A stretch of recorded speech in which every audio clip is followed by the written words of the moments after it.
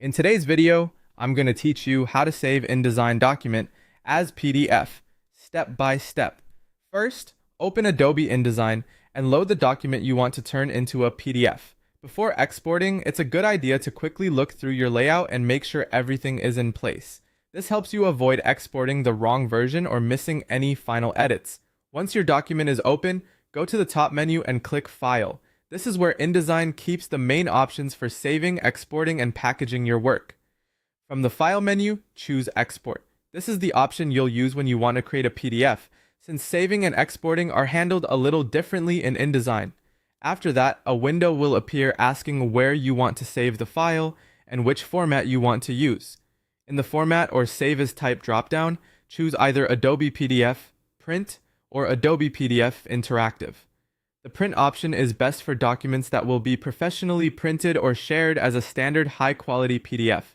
The interactive option is more suitable if your file includes clickable buttons, links, or other interactive elements meant for screen viewing.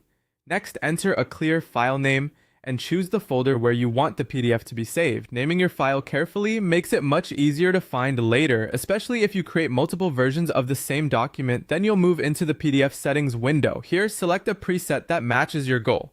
For example, high quality print works well for general printing. Smallest file size is useful for sharing online or by email, and press quality is often preferred for professional print production.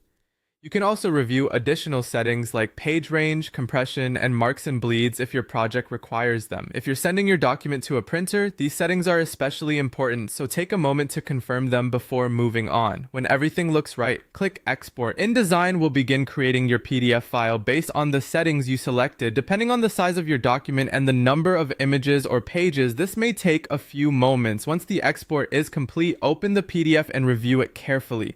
Check that all pages are included, images appear sharp, fonts display properly, and the formatting matches your original InDesign file. This final check is important because it helps catch any issues before you print, share, or publish the file online. And that's it. Your InDesign document is now saved as a PDF and ready to use.